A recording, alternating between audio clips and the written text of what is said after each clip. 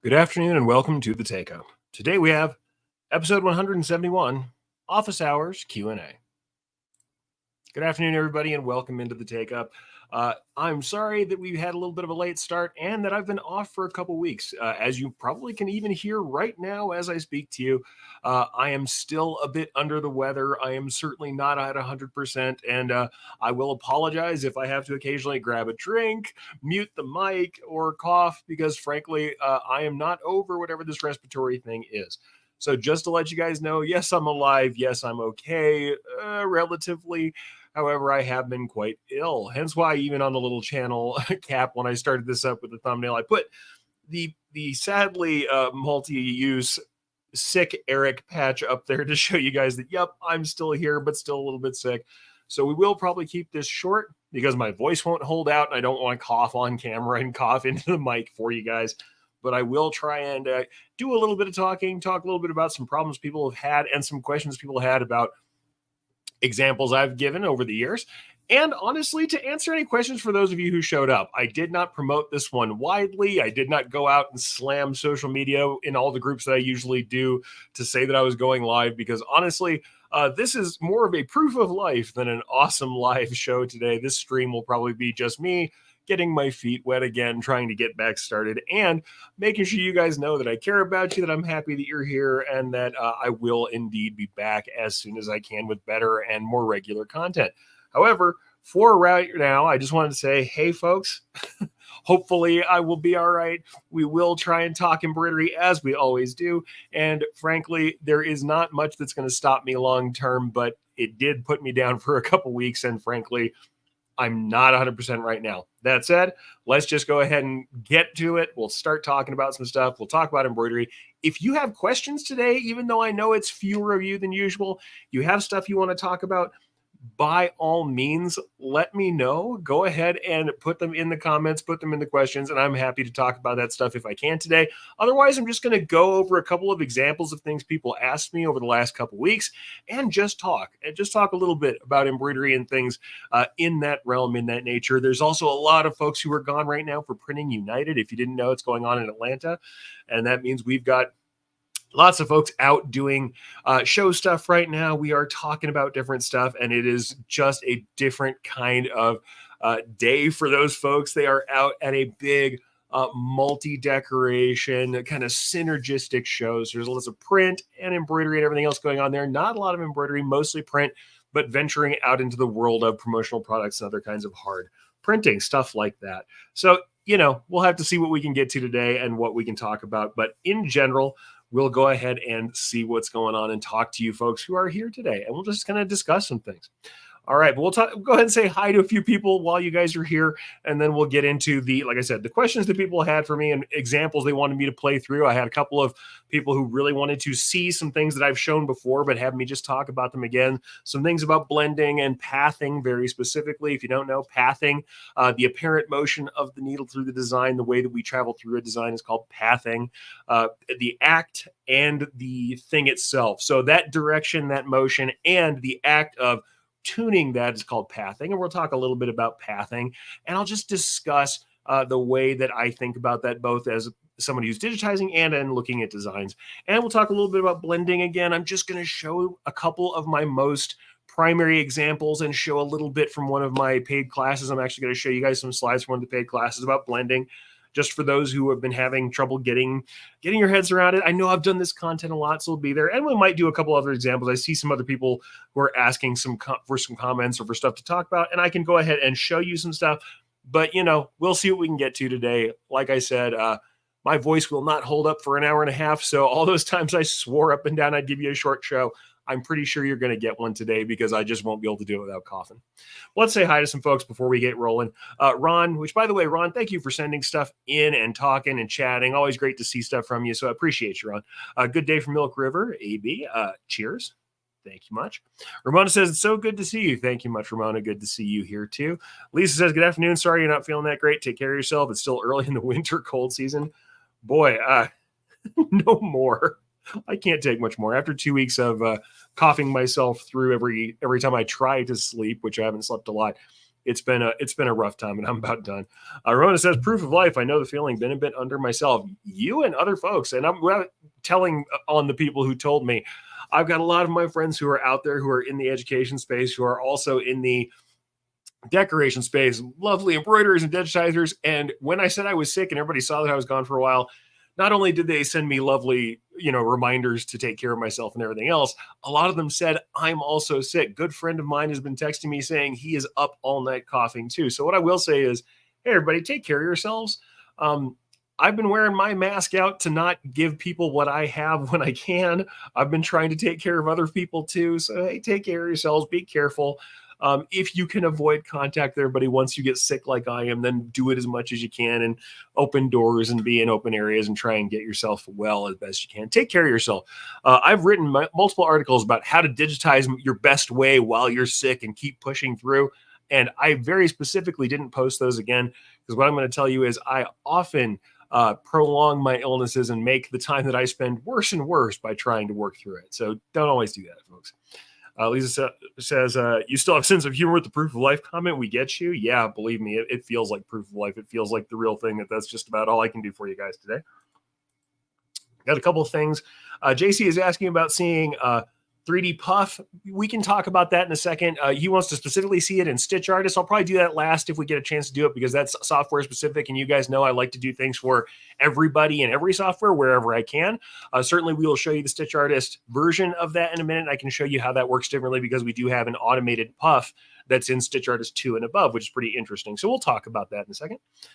And Ron says, actually, did you get the sample I sent you? Was I correct on the sketching concept? All right. And there's actually something I could talk about. This is something interesting. And since Ron said, did you get the sample? I can actually show some stuff since you're asking openly. I figure I can take a look at some things. When you're talking about sketching or as sketch fills, right? So Ron just says, hey, was I right about the sketching concept? When people talk about sketch fills, the term sketch fills really seems to have come mostly from the kind of home embroidery world. When someone says something is a sketch fill design, they really just mean an open light density design. And in fact, I'm going to see if I can find some online as we're talking about it, because this is something people have asked recently and want to discuss about it. But they're saying sketch fill embroidery, right? Really what it is just really open light density fills. So sketch fill embroidery, generally when people are talking about it, they're just talking about these light open fills. And in fact, I'm going to bring up a Google search for images just to show you what I'm talking about. And I'll go ahead and share my second screen because I've got some other stuff I'm going to show you guys later anyway. But yeah, let's go ahead and share this and just take a look. People are talking about sketch fills. When they say sketch fill, they usually mean something like this. This is from a friend of Embrilliant's, Linny Penny. It's just open density. If we're looking at that, what do we mean? It's just very light densities, very often less than half of full density. Sketch fill generally just means that. However, when I talk about using a sketch-like concept, there's a couple different things I might be discussing. So if you're asking me about sketching, yes, this sketch fill has now become current enough that people in all realms are saying, hey, look at these sketch fills or sketch fill designs. When I'm talking about something that is sketch-like or a sketch-like line, I'm usually thinking more of a pencil sketch line, something that looks more manually drawn, and it may be more like what I often call engraving style or pen style shading. And I can actually show you that because part of the thing I was going to talk about with pathing was single color designs. And in those single color designs, they have what I often refer to as something that is, if not sketch-like, it has sketch-like fills or shading. So let me show you what I'm talking about in that case. And this is not usually what you're saying. When people say sketch designs, they often mean what I just showed you, super light densities and files. So it really just depends, right? So that's something different to know. But that's the thing. Line art is sometimes what we're talking about like this. That is an engraving or pen style piece that has a sketch kind of line. However, when we're talking about blending, light blends and shading, it can also be that light density fill. Yes, we are also talking about things like, this is just line work. This does not have shading in it. So that's not quite the same. Whereas we go into this piece that I did for Al Unser and the Unser Museum, you'll see that we do have certain elements that are sketch style to a degree that are engraving style, but most of this is pretty, it's pretty solid. And the areas that are fully solid actually have textured full fills. and some satins that are full density fills. But if we look at this dogwood flower that really is the classic engraving style sort of piece, that is also what I would consider a sketch style or an ink or engraving style line. So it really does depend. However, when people are talking about sketch fills these days, most of the people probably are actually referring to this. They're referring to these really light density fills. That said, when we're talking about blending, obviously, if we're talking about kind of loose open fills in blending, that can mean all kinds of different things. And in fact, I'll go ahead and bring up, if I can, while we're working here, since I'm doing this live and kind of doing it without a lot of, preparation, I may have some stuff where it takes me a second to get rolling. But the other thing we can be talking about is more of a blending technique. And in that case, you can be talking about light open fills being used to blend. And I'm going to go ahead and bring up a piece that I've showed you guys before. This is a piece that has that kind of blending in it. And it is a motorcycle patch that I've removed for anonymity's sake, the top and bottom of what eventually became a 3-patch rocker, if you know what I'm talking about. But what we can see here is that we do have light density fills being layered into this piece to make 2 blues into 3+, where we get kind of a 50% and then a slightly less than 50% overlap of light density fills on top of the other fills going in the same direction. And in that case, it is more like a sample that Ron sent me, where he's talking about sketch fills, in that we're talking about blending. And generally in that case, we're often talking about light density fills layering on top of each other being used to achieve either color effects or blending, as you see here, where we're just giving a lighter version of that color that doesn't have complete full density on top of the other one. As you can see, it's a little hard to see because the colors are very similar. So I'll just zoom in on the 3D so you can kind of see it. But you'll see that the directions are going the same way. The grain of the fills are going the same way to let those sink in together. And that's how we can tell it is blended, of course, because if something is intended to blend, then it's going to sink in like that. If fills are going the same direction, even if we have a heavier fill underneath and a lighter fill on top, they sink in together and they tend to have a little bit of a softer edge. But that also means they don't have a real defined edge all the time either. And that can be something we want when we're blending. So we let those sink together and we get some blending involved. And that can also sometimes be called, sketch. And that's a different kind of thing. And actually, Ron did a really great detailed piece as well. And I will try and grab that in a second here, if I can grab that from online. Suffice it to say, sketch can refer to any of those things. When someone says they want a sketch fill design these days, they're talking about often a very simple light density fill. If you hear somebody talking about a sketchy line, that usually means it's a line that's not super, super clean. And you might be thinking about that line art style I showed you, this more engraving style. However, like I said, I will go ahead and grab that piece from Ron if we want to real quick and see if we can bring that up. Hopefully I can grab that. And if so, we'll go ahead and take a look at that too and show you that. And this is a really great piece, right? Fantastic piece. So let me go ahead and pop that up. And this is the piece that Ron sent in. And for some reason, it's not giving me the option to zoom in any closer than that. However, what we can see is these really lovely light density fills in the piece. And these light density layered fills, I'm also seeing some really fantastic texturing you've done, where we've got different, we've got adjacent pieces that have different stitch types, different stitch angles and textures that are adjacent to each other so that they get really lovely contrast. So yeah, I would consider this kind of shading up in here, certainly, especially in the common parlance people have these days, the way that they discuss that kind of stuff. Let me see if I can open that in a new tab. I can probably, there we can go. We can get a little bit closer to it there, since Ron's been so good as to let us have a look at that. We can see all those textures. And then you do indeed see some light kind of sketchy fills going on in here. So in the more common parlance, yeah, that can be considered a sketch fill. Like I said, frequently enough, as goofy as it sounds, that's often what we're looking at is something very simple. When somebody says sketch fill design, I mean, we look at these little, this little bulldog sketch, and really all they're talking about is, honestly, that's a monodirectional light density fill. It's nothing to the level of what we see from Ron here, where he's got these lovely kind of blended light fills that don't have full density. The one thing I will say about them that you have to watch for, I can see a travel stitch that's in here. If you're not traveling edge, and that might be intentional, You do have to watch when you have really light fills like that you do a travel edge or an edge walk, depending on how your software calls it, or a trapunto style fill, because otherwise you will see those traveling stitches underneath, because we don't, of course, have full coverage. So if there's any traveling stitches inside of the fill, that can happen. No, I just want to commend you on, we've got some really lovely textures here. I love that we've got contrasting textures even in the same color, and that we've got some lovely carved satin stitch areas and other kinds of differences in stitch angle and contrast. So lovely piece here. So thank you for sharing that, Ron, and thank you for talking about that too. Yeah, I said sketch fills, certainly a thing. So, but there are also other sketchy type of pieces, or pieces that have a sketch feeling. And in fact, Lisa discussed one that I will try and bring up, and you guys have seen me talk about before.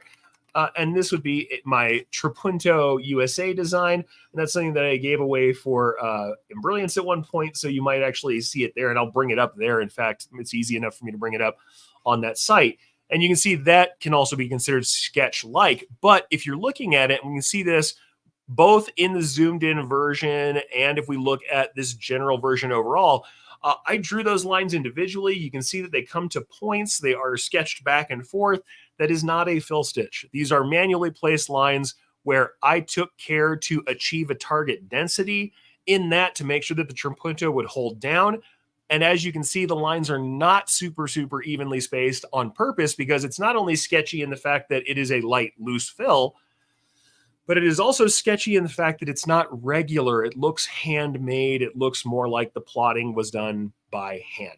And in that case, that can also be considered sketch-like, because sometimes when people are saying the word sketch, what they mean is it looks like someone has made simple hatches manually, that it's not a super clean line, and that maybe even the line quality itself has some roughness to it, almost like a back stitch or something of that nature. So like I said, sketch fills can be that, and it really just depends what you're talking about. It can be anything from flat unidirectional open density fill. That's what a lot of people call sketch fill designs.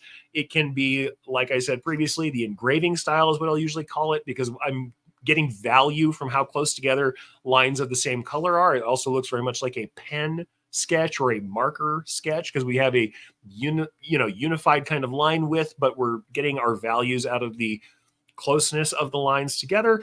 And it can be something that looks hand drawn, or a combination of the two, like we saw in the USA Trapunto. It is both sketch-like in the fact that it looks hand drawn, and it has a light density fill. So yeah, really just depends what we're talking about. So sketch fills can be all of the above. But yeah, it really depends on where you're going from. But right, they're all kind of in that same kind of place, right? In that same kind of concept. So love it. Yeah. So in any case, oh, and Bill says, hi, Eric, love pathing. Still need to figure out tabbing as part of pathing. Yeah, that's something we'll have to talk about. I know I've talked about it before, the concept of tabbing, meaning that we sometimes add something underneath an area to make it look like it's underneath. Like we add a little section of satin stitch underneath something so we can go and connect to it later. And that's something that's interesting. As far as pathing goes, we can also talk about that more later on down the road. But yeah, definitely very different kind of thing. But yeah, pathing, trying to figure out how to go right to left and left to right on a series of texts, but still make things look overlapped the way they should over and under, can be difficult at times. But luckily we can employ different techniques to connect to things or tab them in. And it is very different depending on how you're working on it. But yeah, it's certainly something we can talk about. If I get a chance, I might go there, but that might not be something for today. We'll see if I can grab something. I don't have any samples at hand. But yeah, love to see everybody checking out. We got other people who are on there and who are here and checking it out. Love to see folks catching in. Love to see that we've got people watching from different stuff. So Stephanie, thank you for watching from the airport. Safe travels back to Atlanta. Again, thank you, Lisa, for recommending talking about that. So yeah, very much more like line art. Ramona, yep, light density fill is a lot of that stuff. That's what we're talking about, sketching. Ron says, thanks for the compliments. Hey, thanks for showing your work. Anybody who wants to show the work on the show and have me talk about it, please, by all means, you can send things in, and that's fantastic. AJ Embroidery says, that's what Travel Edge is for. Awesome. Yeah, Travel Edge is for any time you want to have a very clean edge around the edge of a filled object, and you don't want to see that. I mean, really, for Trapunto, it's called Trapunto in Wilcom. It's called Travel Edge in Stitch Artist. You may have different kind of ways of discussing that depending on the software you're looking at, but Travel Edge is all about just not having that travel stitch underneath. People usually think that it's about the clarity of the edge. It really is not necessarily the clarity of the edge. And I'll go ahead and pull up a section of fill. I'll make it nice and light for you. And I'm going to go ahead and put this in software. So you see me looking around, that's because I'm going to go ahead and throw something up in the software to talk about what Travel Edge is and isn't real quickly. So we'll go ahead and grab a section of some fill and take a look at that. So I think it's worthwhile just to discuss this very briefly, just to talk about what Travel Edge can mean and might not mean depending on what you're working on. So here's the thing. I'm going to go ahead and actually put my start and stop points in a goofy spot on this fill to make this happen. So let's bring this up. Here's a just normal oval, right? But what we can see is my start and stop points are over here on the right-hand side, both of them. We have our little green and our red bow ties. That's how it shows in Stitch Artisan and Brilliance. There's other ways it can show depending on your software. But what you can see is it travels down to the bottom. You see that travel stitch? It travels down to the bottom, fills up, travels up to the top, and then fills down. And unfortunately, because of that, we have that stitch showing. And especially, let's say we go really low on our densities here. If we were to pull this density, this is currently at 9.5 points. Let's call it a 15, right?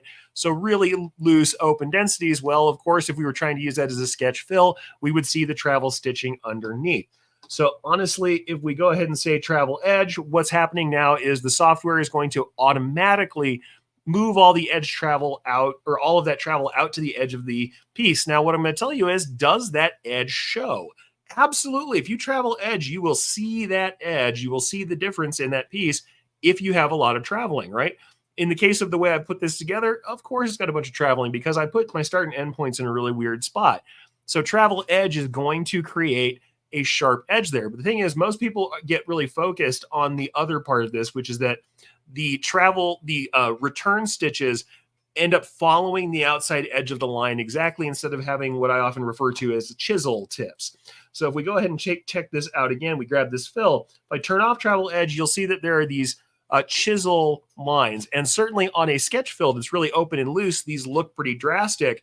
Whereas on a normal fill stitch that is supposed to be full coverage in general is not going to show these little travels. These little travels are supposed to be there. These return stitches that are angled, they're there so that we don't have really teeny tiny short stitches on the edge of a fill. If we're down to 4 points or 0.4 millimeters, we don't want those little tiny stitches at the edge, or at least it's not the best way we can do it. Little teeny tiny stitches are most likely to break thread and cause extra abrasion.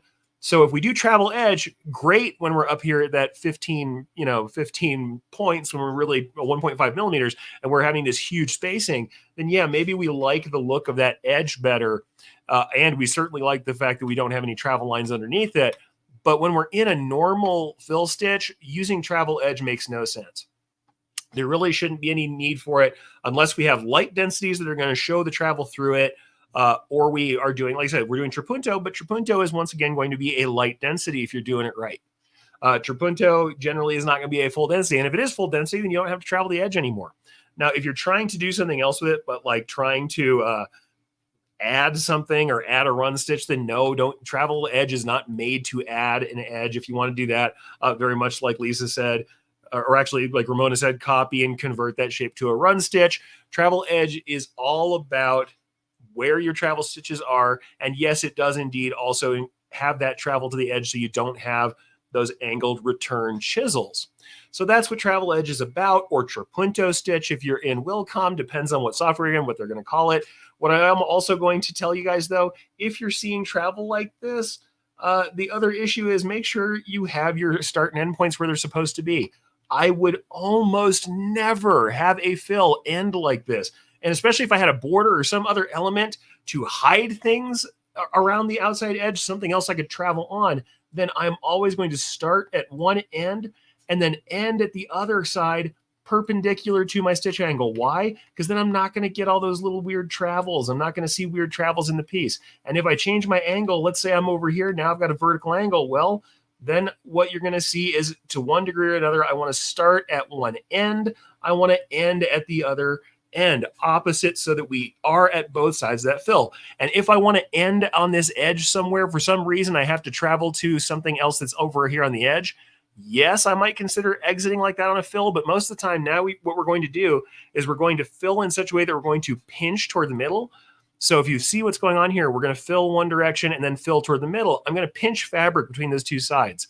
If the fabric is loose or stretchy, we can create a ripple there.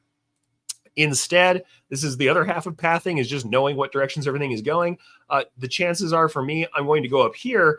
And if I'm really trying to travel back to here, if I've got any sort of border or something I can hide it under, what I'm really going to do then is just go back and I'm going to travel and make myself a new line that comes up to here. And I'm doing this messy right now. You're not seeing my best version of this because I'm kind of doing it with the, as you guys know, when I'm doing this via StreamYard, it slows down the system refresh while I'm looking at the screen. But you'll see that I'll just add a secondary piece and travel under, especially if at the end of all this, I've got some other object that's going to cover that. So it just depends on what we're doing. For sketch fills, that's the one thing that's hard. Sometimes with sketch fills like this, where we want super open densities, no matter where we travel, it's really hard to hide things. And sometimes we have to jump, sometimes we have to trim, or we have to do something else that works. It is not visible. In this case, if we were doing a sketch fill, I would probably just edge travel on it. Chances are, though, if I'm trying to go through any other fill, I'm not going to exit a fill in the center unless I absolutely have to. I'm usually going to walk out to the end and then travel back. So imagine that for some reason I'm starting a border up here. Let's say this is a full density fill that will eventually be bordered. I will go from this end to that end if this was staying vertical. Usually, very rarely will I do a vertical fill. I go from one end to the other. I would travel back over here. And for whatever reason, if I have to start some element up here, then what you'll see is, let's say I have this as a border, a satin border. Well, then I'm going to start back up here after the fact. Instead of traveling through the fill that way and stopping the fill in the middle, I will fill it all to one direction, travel to whatever start point I want, and then work from there. So like I said, that's not something that you necessarily need to know about. The only thing to remember is that travel edge is not a way to clean up fill edges. Travel edge is really about hiding the underneath travel stitches, and yes, having those straight across connections instead of chisels, but it's usually when we're doing something trapunto style, or we're doing something light or sketch fill style, not really for the 4.4 millimeter super dense normal full density fills. That's really not what travel edge is about. So yeah, something to take a chunk and think about. That's just one of those things. In general, traveling along the edge of a fill is not something you're going to be doing for anything else except for those very specific aesthetic reasons, instead of something that you would just do all the time. So like I said, a couple things to think about. AJ says, blown my mind again, leveled 0 to 1 in class again. Yeah, thank you. Thank you for jumping in. I appreciate it. And yeah, of course, satin borders to cover, always. I use satin borders on a lot of things. If you want a really clean cover on an edge of a fill, unless there's some reason that people don't like it in the texture, I love a fill stitch with a tight, small satin border. Especially, I've done a lot of text where people want to do fill text, really large fill letters on jackets, especially when those jackets are going to be abused in the construction industry. If you have people who are going to be landscaping or beating those jackets up and you want to use big fill letters, I like a fill stitch with a small cover edge. And that's something that I often, fill with a satin edge is just a good concept. Fill text with satin borders, even if it's not decorative, but if it is decorative, that's also great too. In fact, I'll go ahead and show you a rocker that I did for an army patch that has a similar thing going on. Now, this one also has some infilling and some negative space work done with it, but this is a piece that I did for a U.S. Army patch. Now, that has multiple colors. That really is looking at a fill stitch as the central part of this color, but we do have satins being used for filling in the apertures, and we do have satin borders on the edges to make it nice and clean, but we can also just do that for the cleanliness of the piece itself. And it really depends on kind of what you're looking for your piece, but honestly, it is something that I actually appreciate for, all manner of designs. And generally it's something that, I just like that border to finish things off whenever I have to use fill stitch pieces. So we'll take a look, and hopefully I can open a couple other pieces up and show you. But yeah, if I can, we'll take a look at them. But suffice it to say, yeah, sometimes a fill stitch with a nice tight border is fantastic to keep things rocking. And if we look at, like, this is another motorcycle club that I did piece for, and this one also, usually I would do something different, especially on some of the smaller lettering. Smaller lettering has an auto split satin, we can see that, or a length limit satin. So we see that there are some splits that keeps it from catching as much. But the rest of the pieces, what you're going to see is because these were very roughly treated, that for these folks, they had a nice, just a fill. And you can see I matched the curvature to the curve of the line overall. I kept tilting that fill as we went to each piece so that we have an overall sense of curvature. So it still has some of that kind of detail. But as we can see that these pieces have just a nice tight satin border around them. And I think that's always a nice way to do it. And let me see, I may also be able to grab you guys a version of that in a photo, hopefully, so you can take a look at it. Might not happen. You know, it's one of those things, like, honestly, I do think it does help quite a bit to kind of give you guys a concept of what's going on there. But yeah, you can, especially when things are difficult as far as durability, it can absolutely to help to do that fill stitch. In fact, here's a version of that piece. We'll go ahead and show you a photograph of that piece. That is the city from that Road Devils piece. And you can see even on cotton duck cloth, so it's super heavy cotton duck. It's black with a white polyester on top, 40 weight thread, 7511 needle, transitional point. So that's one I actually don't think I used a sharp. Yes, there's a little bit of roughness, but you can see just how tight, even on incredibly coarse duck cloth, you can get just putting in a nice little tight satin border. And in fact, this combination of slightly shorter stitches, which you wouldn't kind of believe that, but because this is supposed to be super durable and they didn't want this to shred, the fills have slightly shorter stitches in them. And the border itself is a narrower border than I might usually use, especially on a jacket back piece. But this, like, 2 mil borders with a 3 mil stitch instead of my usual 4 or 4 plus in the fill means that it's something that lays really tight to the garment and doesn't have a tendency to catch or shred.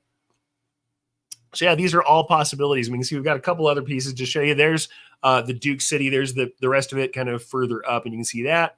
And then this is that auto split and or length limit style satin. So it still has the shine of satin, but we do have some breaks that are not traditional split satin breaks where there's solid lines, but they do kind of remove some of those longer, loopier stitches that can cause us problems. Right. So that's just some stuff to talk about as far as kind of why would we do some of the edge covering, stuff like that. I just think it's worthwhile to take a look at that. Then really quickly, I'm going to run through a couple of designs just to show you. We were talking about pathing, and one of the things people have been talking with me about is, like, they've got a lot of jumps, and I'm always surprised. They're like, oh, I've got jumps and trims. I've got it down to 20 jumps and trims. And I'm usually looking at a single color design that is just completely one color and connected. And I'm always shocked that there's so many jumps and trims. And I think a lot of this really has to do with planning for pathing. Pardon me for just a moment.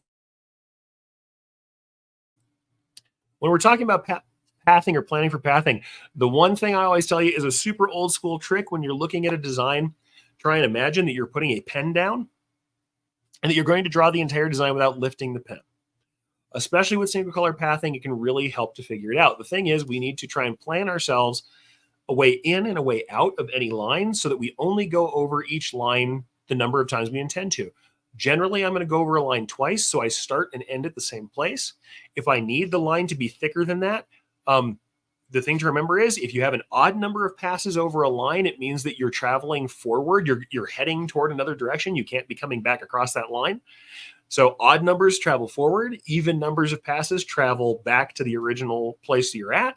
And you end up where if you're trying to have like a 3-pass line, then we actually have to do it all in one go. The good thing about that is we can kind of travel forward and not worry about what I call tours, which is going from one section out into the design and back to where we started. So the thing is, I'm just going to replay a couple designs and just show you what I'm talking about as far as these tours.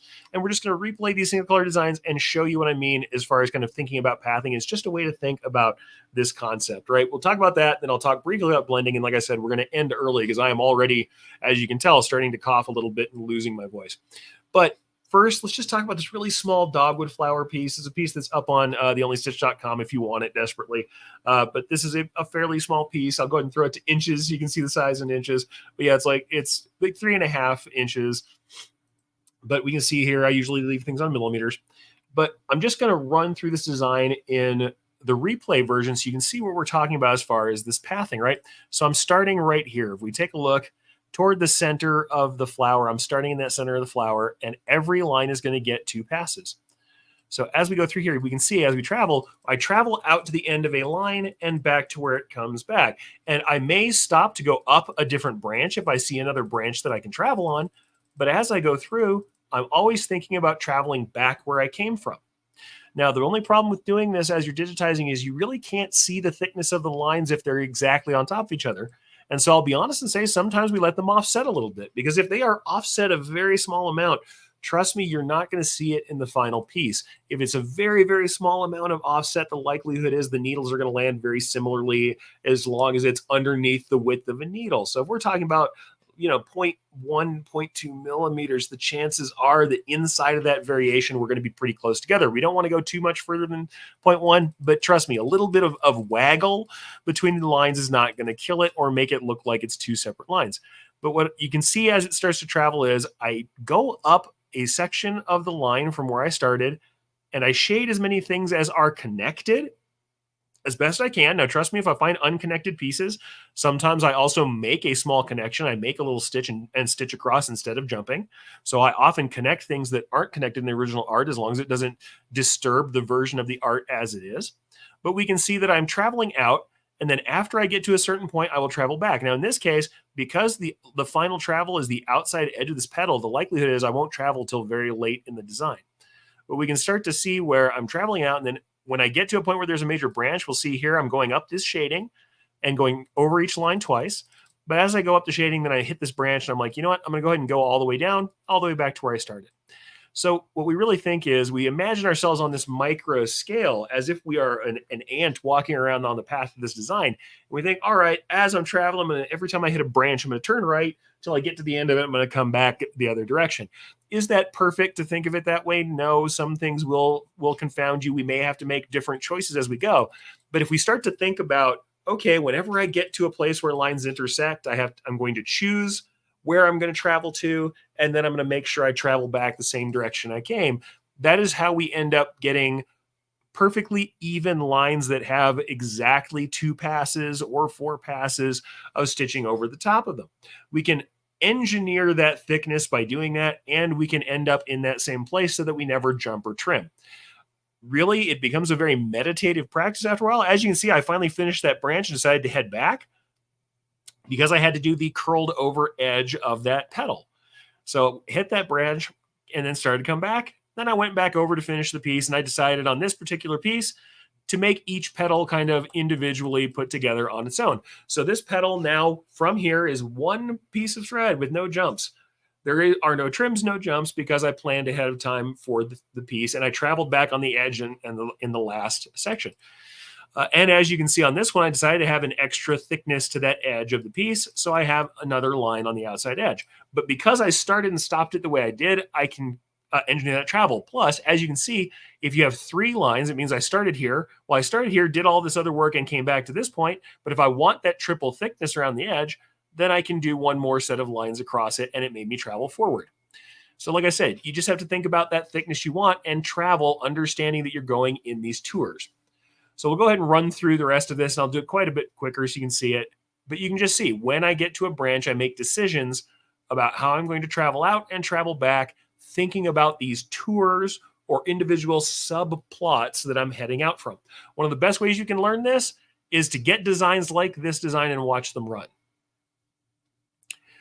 Just imagine that as we get to each section, we branch off and branch back. Though you can sometimes see if you make a branch that isn't exactly where you expect it to be, or you find that everything's disconnected.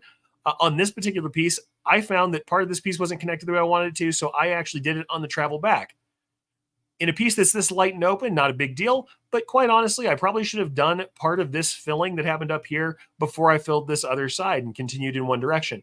Honestly, big open piece like this doesn't cause much trouble, and because I'm looking at where things are connected, you can see I'm still traveling in those individual tours and coming back to the same place that I left off so that I get exactly the number of passes around each piece that I want.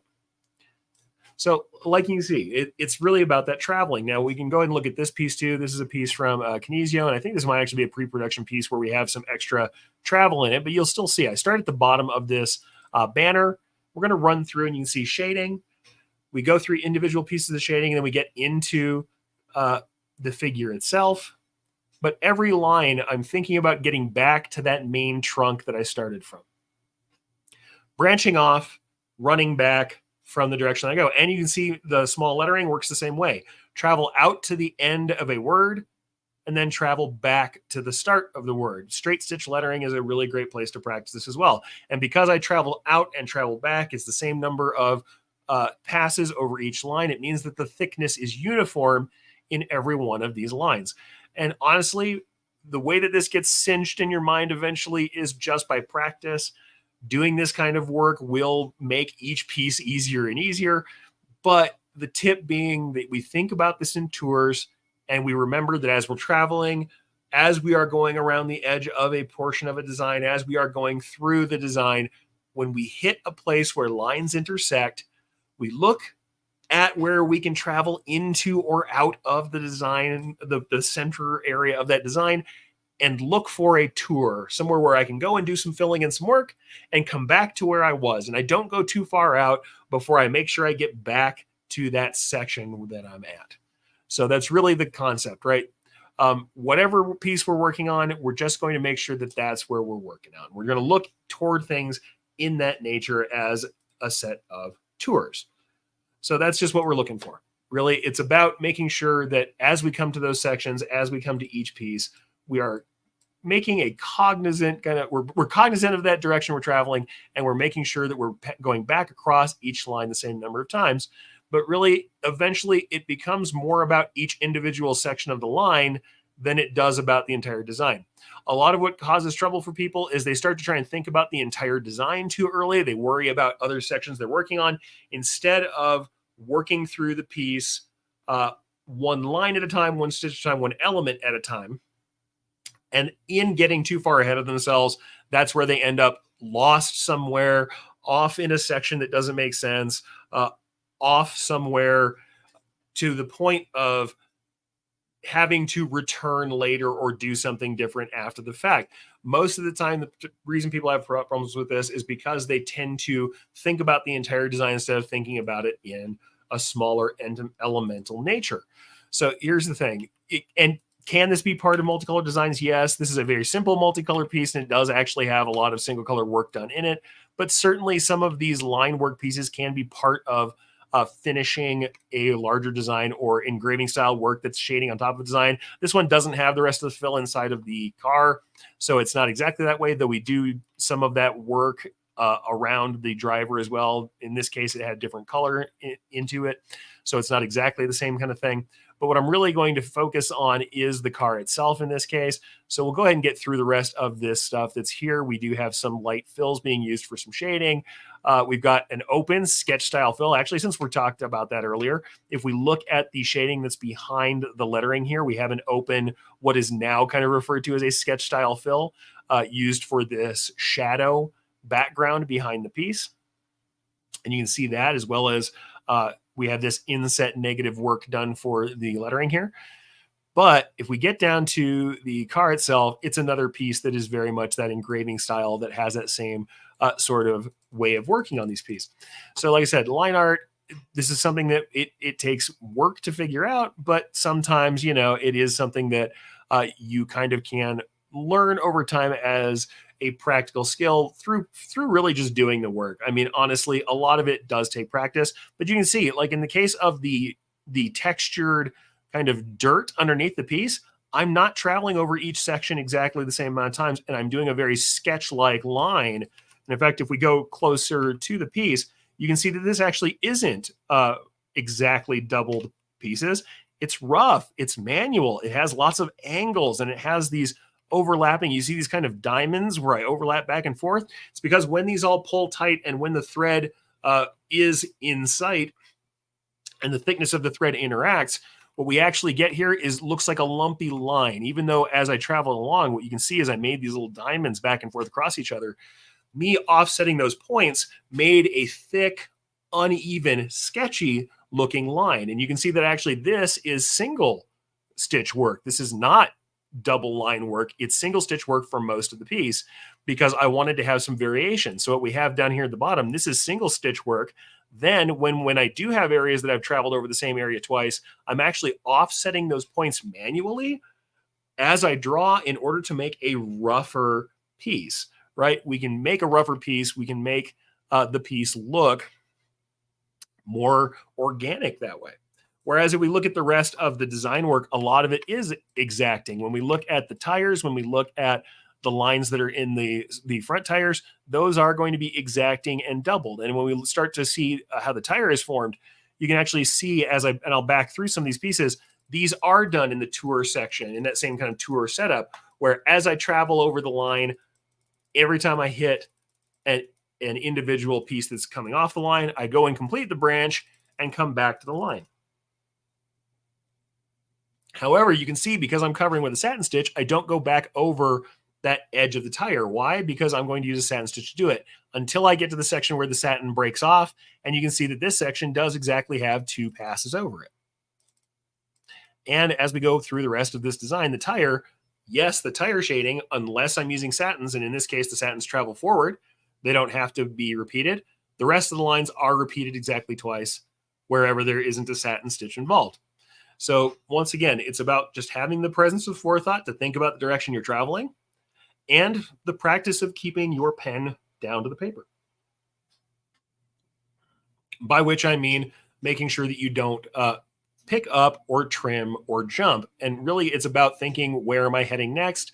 Taking some, like I said, taking some time to plan that certainly, but also as we do it, imagining that direction, imagining that drawing, and backing over the piece. And we actually have a quick question from Ramona here, and I'll back up and we can look at another section of this real quick, just so you can see another area where it does get much more regular. As we get up further into this particular piece, we can see that it does get more regular.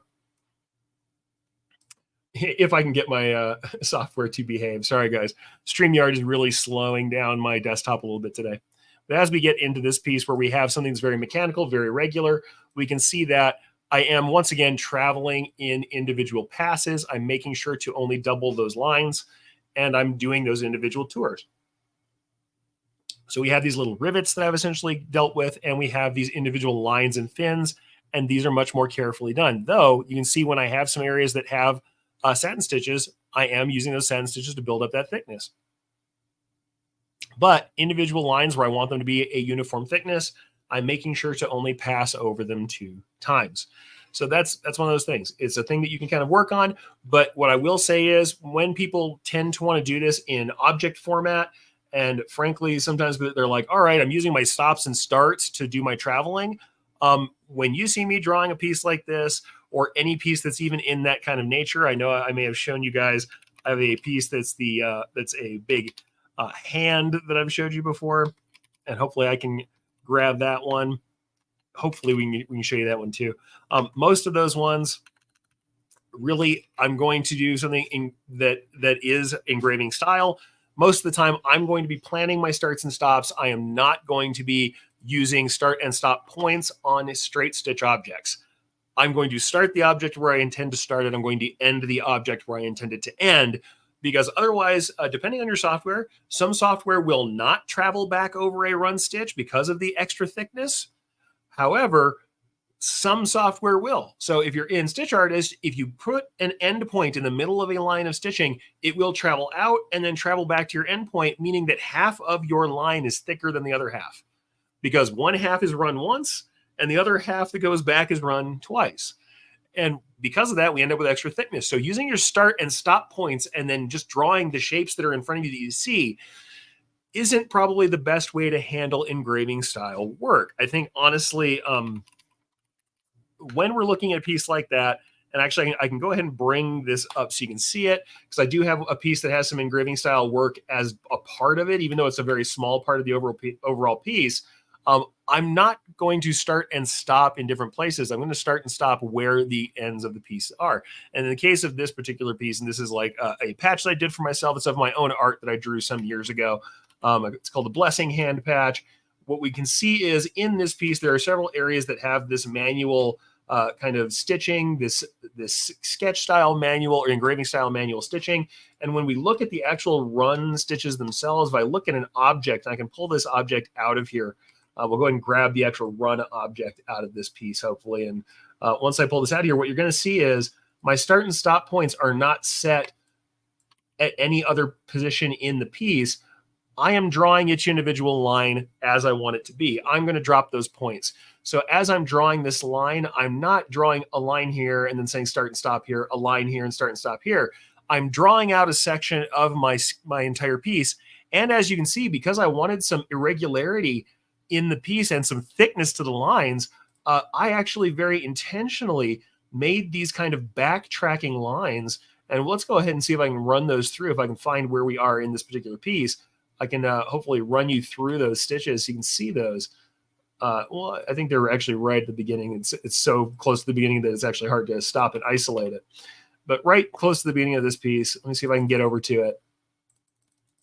We'll get over to those stitches, and you're going to see that when we get to running those, very intentionally, I'm backtracking slightly off-centered so that I get a little bit of extra thickness, and I'm dropping some stitch penetration points so that there's some roughness and an offset to those lines so that they don't look exactly one thickness. Why? Because this piece is supposed to look very sketchy and hand-drawn.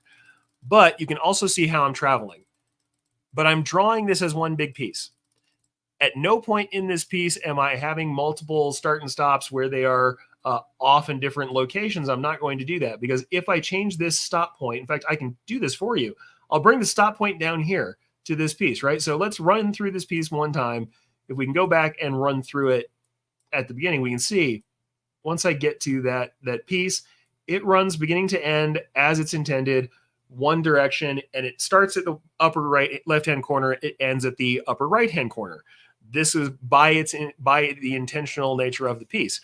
If I instead go to this object again, we go into the object version of this, and I end somewhere else. So let's say I end down this bottom corner. What you're going to see is we're going to track back across all this stuff. So now that I've ended in this bottom corner, if I go back through this piece, if I go back into these stitches, I'll have to go and find where I'm at again so you can see it. We'll go ahead and run these through again. What we're going to find out is once I get down to the area where it's traveling back, it's going to act like it did previously, right? Everything is exactly how I intended it. Everything is doing what I wanted it to do. I have stitches going back in and out as I expect. And now, all of a sudden, as I get up to that top corner, the software can only just track back over the exact line that I had to get back to where I told it to stop. So what's it going to do? It's going to double every line that I had until it gets to that bottom corner. What does that mean? You can't see it in the software because you can't see the thickness of multiple threads laying on top of each other because the line is exact. The preview can't show it to you, but all of these lines on the right-hand side are going to be much thicker, much heavier than the lines on the left-hand side. So if we use our start and stop points to do this stuff, what we have to remember is software will find a way back to that point that you left it, but it will do so by tracking back over the lines that you drew. And in this case, these are all cusp points. It really wouldn't matter. These could be line points because I don't have any curvature between these pieces. These are all done as straight lines. It was a very manually made piece.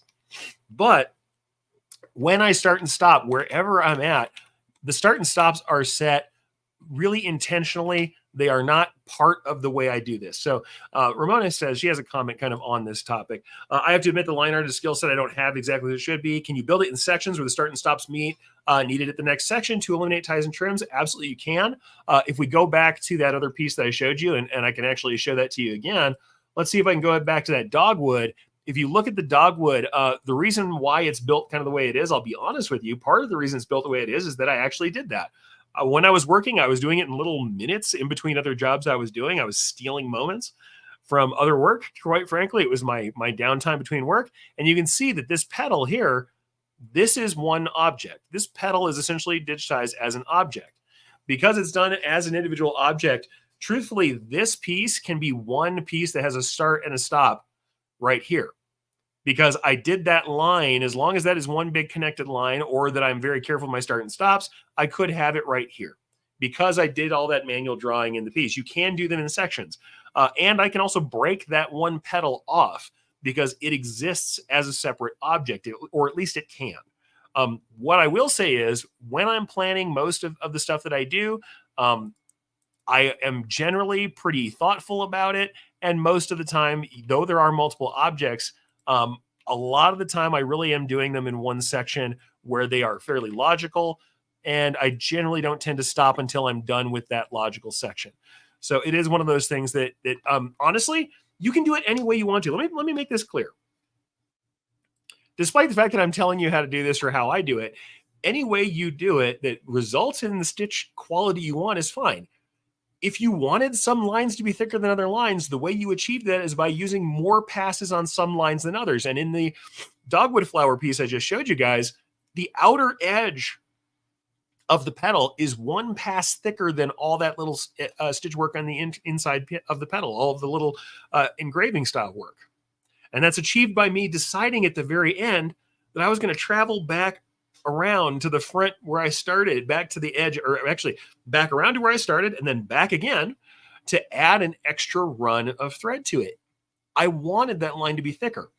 Usually when people come to me with problems, it's because they have some thick lines they don't want and some thin lines, and it bothers them that there's not consistency. That's why we plan for one pass out, one pass back.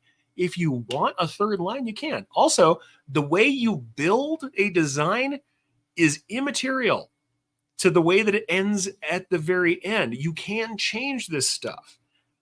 That said, I will tell you it is much harder to resequence something and to repath it once you've drawn a section, because when you're doing work that's engraving style like what I'm showing you here, those aren't objects we can refactor. A fill stitch can start and stop in different places, and I can change the angle because we're going to regenerate that from the outside edge. Engraving style work, line art style work, we have to be a little bit more intentional because we can't really start and stop in different places unless we break pieces off. Now, could you do that? Surely, and I have done that. Let's say that I had to get this middle section out of this set here. So let's say I have all of this and I realize that I need to run that middle section later. Can I go in here, find a way to delete everything else and take this section out? Yeah, I could copy and paste this piece, have 2 copies of it temporarily. And let's say for some reason I need to do something different with that center section.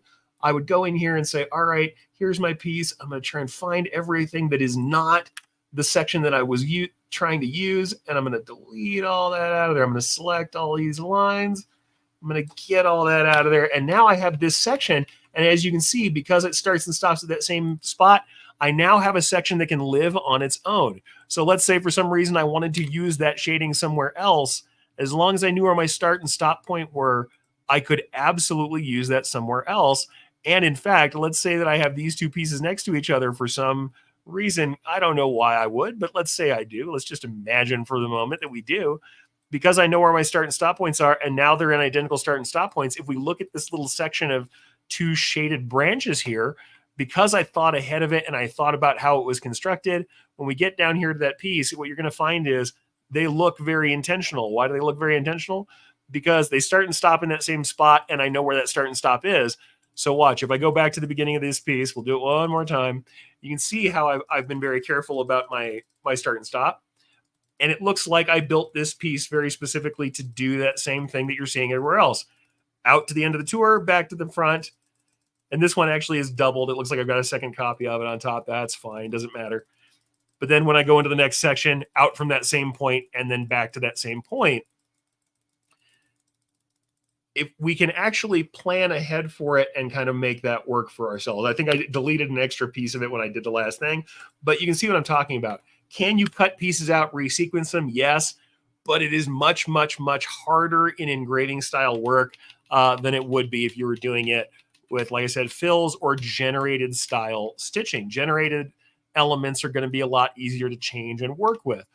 And in general, when we're talking about pathing, the planning is important because there's things like when we have over and under elements, like I want this line in the palm to be under this finger. I want this line in the palm to look like it's under this finger. I want these lines that are lower in the palm to be under this fold further up in the palm.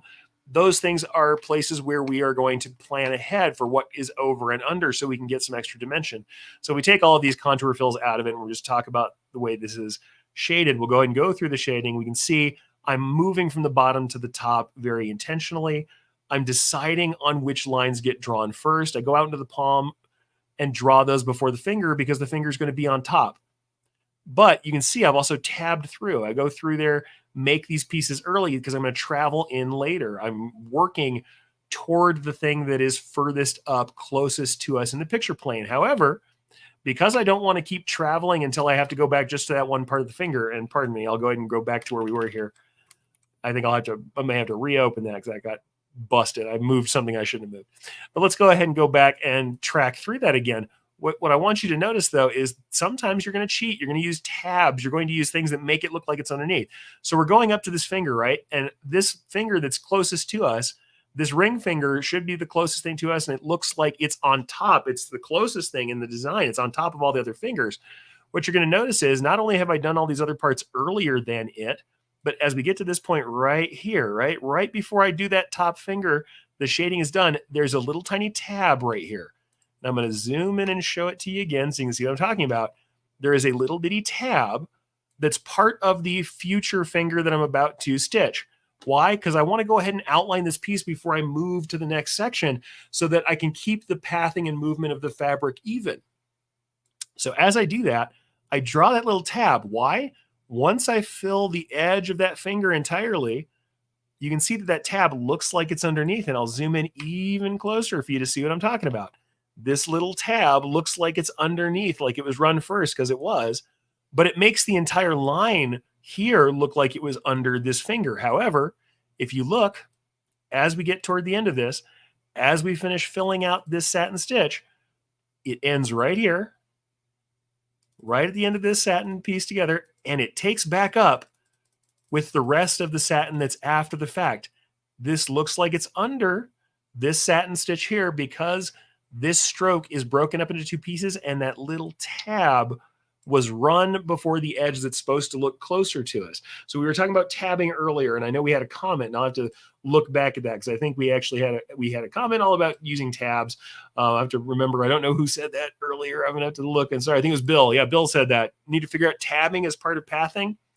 That's tabbing. When I talk about making a tab, or when Bill talks about tabbing, he's talking about this, where when you want something to look like it's underneath something else, but you have to travel there later, you can make a little tab of satin stitch before you fill the other stitching or whatever stitch type you have, and then reconnect to it later, and it makes that entire stroke looks like it's underneath. So this piece, this line looks like it's under both the ring finger and under the middle finger that's coming up later. That stroke looks like it's further back because we ran that little tab before we filled in that satin stitch. How do we figure this stuff out, folks? Honestly, it's planning, it's playing, it's watching other people's designs, and it's thinking about things dimensionally. Is everything going to be perfect dimensionally? No, but we do different things to make that work. In fact, this first finger, I went ahead and let that be on top of the middle finger. If I look at it really carefully, the middle finger probably should be closer to the front, and this little curvature here looks a little bit strange to me, but that's really not super critical. It didn't kill the look of the entire design, but we can see how that careful planning, that tabbing, that moving through in passes, in tours, can get us kind of a layering that's lovely and can make it where you have a piece that looks pretty complicated, starts and stops where you want it to, but we have no jumps, no trims. So nowhere in this design is there a jump or a trim inside of the colors. There is no tying off aside from the end of a color change. There is no jumping, no extra trimming. Why is that? Because of that essential planning, right? If we watch the piece run, we can kind of get a feeling for that too.